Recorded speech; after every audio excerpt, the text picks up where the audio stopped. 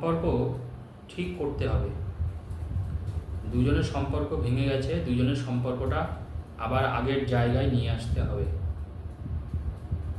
অথবা দুজনের সাথে এখন এমন এক পরিস্থিতি তৈরি হয়েছে যে তাদের মধ্যে কিন্তু ভালোবাসা অনেকটা কমে গেছে। আগে যে মাত্রায় ভালোবাসা ছিল সেই ভালোবাসাটা কিন্তু এখন আর নেই। সেই সম্পর্কটাকেও ঠিক করতে হবে। সব ক্ষেত্রেই কিন্তু আমাদের তন্ত্রের সাহায্যে তীব্র বশীকরণ প্রয়োগ করতে হবে। আজকে ধীরে ধীরে আপনাদেরকে আমি বলে দেব কিভাবে আপনি বশীকরণ বিদ্যা এখানে অ্যাপ্লাই করবেন, কি করে আপনি সম্পর্কটা আপনার নিজের হাতের মুঠোয় রেখে দেবেন। সম্পর্কটা ভাঙলে আপনি ভাঙবেন, সে ভাঙতে পারবে না। সে যাতে আপনার পিছনে আঠার মতন আটকে থাকে সেই উপায়টা আজকে আমি আপনাদেরকে বলে দেবো। আপনি তাকে ইগনোর করবেন দরকার হলে, সে কিন্তু আপনাকে ইগনোর করতে পারবে না। কারণ আপনার প্রতি তার যখন চরম মাত্রায় ভালোবাসা এবং টান বাড়বে, সে কিন্তু আপনাকে কোনোভাবেই অবজ্ঞা করতে পারবে না, অবহেলা করতে পারবে না। সে আপনার পিছনেই কিন্তু পড়ে থাকবে। এটা কিন্তু আপনাদেরকে মনে রাখতে হবে। দেখুন, ভালোবাসা এমন একটা জিনিস, এটা ভেঙে যাওয়ার আগেই মানুষের উচিত ঠিক করে নেওয়া। কারণ একদিনে কিন্তু কোনো সম্পর্ক ভেঙে যায় না। ভাঙার আগে আপনি কিন্তু আস্তে আস্তে বুঝতে পারেন যে সে যেন মনে হচ্ছে আমার থেকে কোথাও একটা দূরে সরে যাচ্ছে আস্তে আস্তে। এই জায়গাটাই আপনাকে খেয়াল রাখতে হবে। কেন সে আপনার থেকে চলে যাচ্ছে? তার কি অন্য কোথাও সম্পর্ক তৈরি হয়েছে, নাকি কেউ কোনো কিছু আমাদের ক্ষতি করেছে, তন্ত্রোক্ত ক্রিয়া দিয়ে কোনো ক্ষতি করেছে, বিচ্ছেদ করিয়েছে আমাদের সম্পর্কটাকে? হঠাৎ করে সেই মানুষটা আপনার সাথে কেন বাজে ব্যবহার করছে বা আপনার থেকে চলে যেতে চাইছে কেন? কারণ দীর্ঘদিনের একটা সম্পর্ক দুম করে কেউ কিন্তু পালিয়ে যায় না সম্পর্ক থেকে। এই কারণটা কিন্তু আপনাকে জানতে হবে, এবং সাথে সাথে যদি আপনি তার প্রতিকার বা রেকটিফিকেশন করেন, সেই ক্ষেত্রে কিন্তু সম্পর্ক ভেঙে যাওয়ার ভয়ও থাকে না। অনেক ক্ষেত্রে আমাদের অবজ্ঞা বা অবহেলার জন্যই গুলো ঘটে, আমরা এড়িয়ে যাওয়ার চেষ্টা করি। না, ঠিক আছে, সম্পর্ক দুদিন পর আবার ঠিক হয়ে যাবে। এই জিনিসটা কিন্তু ভুল হয় আমাদের। যত দিন যায় ঠিক হয়ে যাওয়ার পরিবর্তে দেখবেন ততটা খারাপ হয়। তাই শুরুতেই যদি আপনারা ব্যাপারটা ধরতে পারেন, বুঝতে পারেন এবং কোনো কিছু একটা করেন, তন্ত্রমন্ত্র তার উপরে যদি একটু প্রয়োগ করতে পারেন, সেই ক্ষেত্রে কিন্তু এই সমস্যার দ্বিতীয়বার আসে না।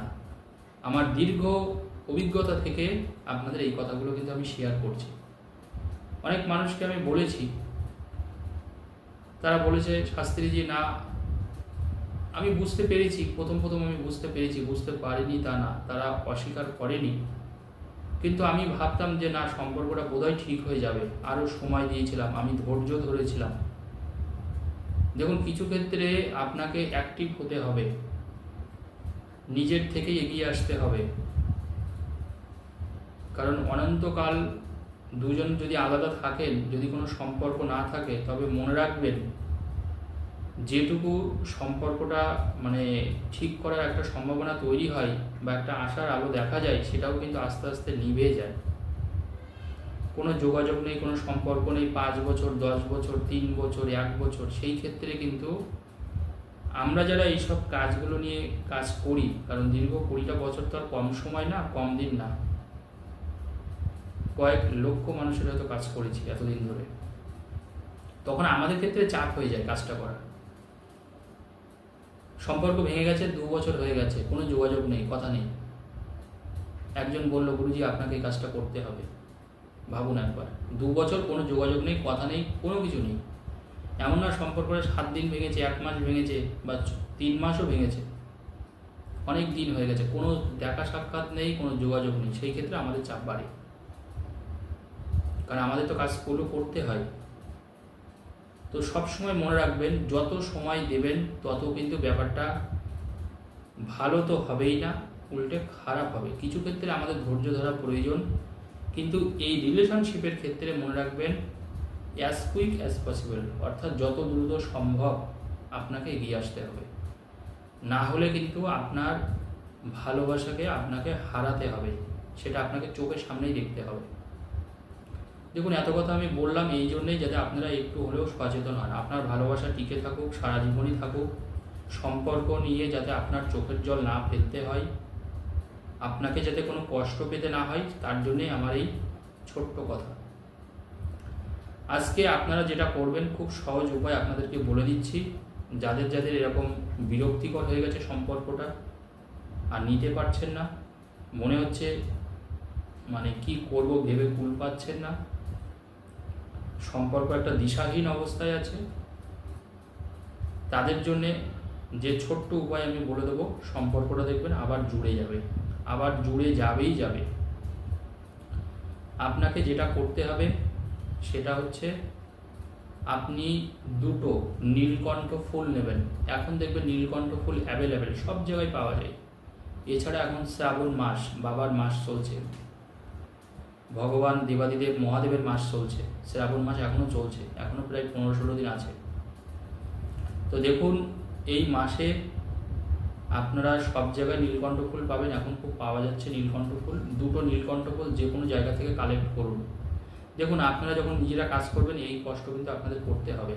অনেকে বলেন না আমি কোথায় পাবো, কারণ আপনাদের দেখুন এগুলো তো জাস্ট একটা টোটকা আমরা বলি। তো এই জিনিসগুলো দেখুন, যখন আপনারা নিজের হাতে কিছু করবেন তখন আপনাকে এই কষ্টটা করতে হবে। এবার আপনি যদি কারোর থেকে কাজটা করিয়ে নেন বা কাউকে দেন দায়িত্ব, সে ব্যাপারটা আলাদা। তাই যারা নিজেরা করবেন, কষ্টটাকে কষ্ট মনে করবেন না, আপনি জানবেন আপনার সমস্যার সমাধানটা দরকার। তো দুটো নীলকণ্ঠ ফুল আপনি জোগাড় করবেন। নীলকণ্ঠ ফুল দুটো লাগবে, আর একটা বেলপাতা লাগবে। দুটো নীলকণ্ঠ ফুল এবং একটা বেলপাতা নিয়ে আপনি, আর অল্প একটু লাল সুতো লাগবে। এই হচ্ছে কিন্তু উপকরণ, আর কিছু উপকরণ নেই। তাহলে দুটো নীলকণ্ঠ ফুল, একটা বেলপাতা আর অল্প একটু লাল সুতো। এবার কাজটা কি? কাজটা হচ্ছে, যে আপনার সাথে এরকম ব্যবহারটা করছে, চলে যাব বা সম্পর্ক ভেঙে যাচ্ছে, সম্পর্ক থেকে পালিয়ে যাওয়ার চেষ্টা করছে, আপনাকে অবজ্ঞা করছে, অবহেলা করছে, গুরুত্ব দিচ্ছে না, তার নামটা আপনি 21 বার লিখবেন। হ্যাঁ, 21 বার কিন্তু লিখতে হবে, লাল কালির কলম দিয়ে লিখবেন, পুরনো কালি হলেও হবে। কিছু ক্ষেত্রে আমাদের নতুন লাল পেন লাগে, এটা পুরনো লাল পেন হলেও হবে। তাহলে 21 বার তার পদবী সহ পরপর করে নিচে নিচে লিখে যাবেন আপনি, বা একই জায়গায় লিখে যাবেন। 21 বার লেখার পরে ওই কাগজটা, একটু বড় দেখে কাগজটা নেবেন, দুটো নীলকণ্ঠ, একটা বেলপাতার মধ্যে দিলেন, দেওয়ার পরে একটা লাল সুতো দিয়ে ওটাকে বাঁধলেন। লাল সুতো দিয়ে বাঁধার পরে আপনি ওটা নিয়ে, আপনি যে বিছনায় ঘুমান তার তোষকের নিচে, বালিশের নিচে দিলে অনেকে দেখুন দেখতে পেতে পারে, তোষকের নিচে আপনি ওটাকে চাপা দিয়ে রেখে দিন। মানে তোষকের নিচেই ওইভাবে চাপা দেওয়া থাকবে। অথবা আপনি খাটের নিচে, যে খাটে বা বিছনায় আপনি ঘুমান, সেখানে যদি কোনো চৌকি বা খাট থাকে তার নিচেও আপনি রেখে দিতে পারেন কিছু চাপা দিয়ে। এটা আপনি রেখে দিন। সে পাগলের মতো ছটফট করতে করতে আপনার কাছে ফিরে আসবে, ফিরে তাকে আসতেই হবে। কাজটা কী দিন, কী বারে করা যেতে পারে? যে কোনো শনিবার করতে পারেন, যে কোনো মঙ্গলবার করতে পারেন, যে কোনো বৃহস্পতিবার করতে পারেন, যে কোনো সোমবার করতে পারেন। যে কোনো সোমবার, যে কোনো মঙ্গলবার, যে কোনো বৃহস্পতিবার অথবা যে কোনো শনিবার। অন্য কোনো দিন কাজ করলে কাজের কোনো উপকার পাবেন না। ধন্যবাদ, সবাই ভালো থাকুন।